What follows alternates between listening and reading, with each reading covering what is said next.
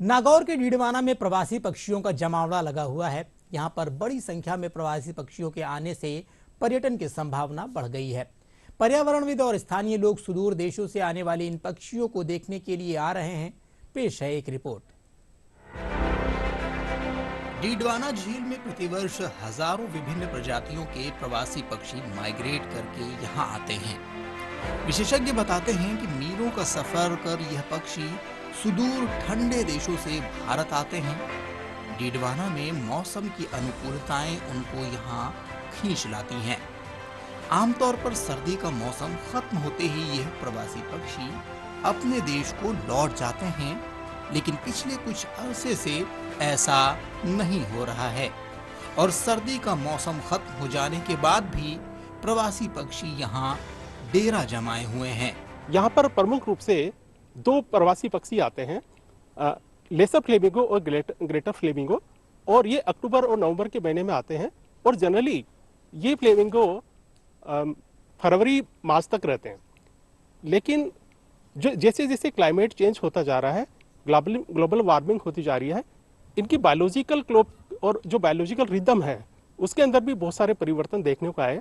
इसलिए इस बार ये जो बर्ड्स है अपने निश्चित स्थान पे आने के बाद, निश्चित अवधि तक रहने के बाद भी यहीं पर बने हुए हैं, क्योंकि इनका ये जो प्रवास काल है वो अधिक इन्होंने एक्सटेंड कर दिया है।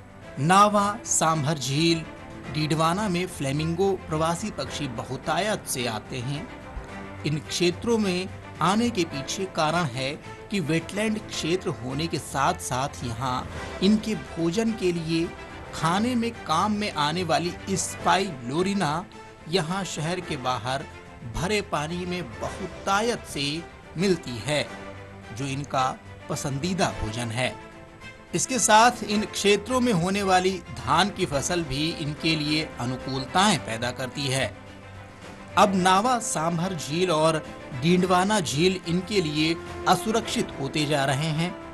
ऐसे में प्रदेश में आने वाले इन पक्षियों के लिए हैबिटेट, इनके रहवास क्षेत्र को विकसित करना चाहिए, ताकि ये प्रवासी परिंदे यहाँ लगातार आते रहें। इनके ठिकानों को पर्यटन क्षेत्र के रूप में भी विकसित किया जा सकता है।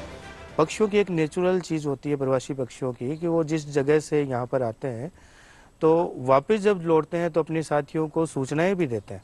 अब जो दूसरे जो पक्षी हैं उनको जब ये सूचनाएं मिलती है कि ये जो क्षेत्र है अपने प्रवास के लिए अब उतना उचित नहीं है, तो वो भी दूसरे ऑप्शन पे विचार करते हैं। तो पक्षियों में धीरे धीरे और जो प्रवासी पक्षियों में है इस एरिया के प्रति और मोह भंग होता जा रहा है। और गवर्नमेंट को ये चाहिए कि इस एरिया को मानवीय गतिविधियों के लिए रिस्ट्रिक्ट करे, थोड़ा इस एरिया में जो अवैध जो चीज़ें हो रही है उन पे थोड़ा सा कंट्रोल करें।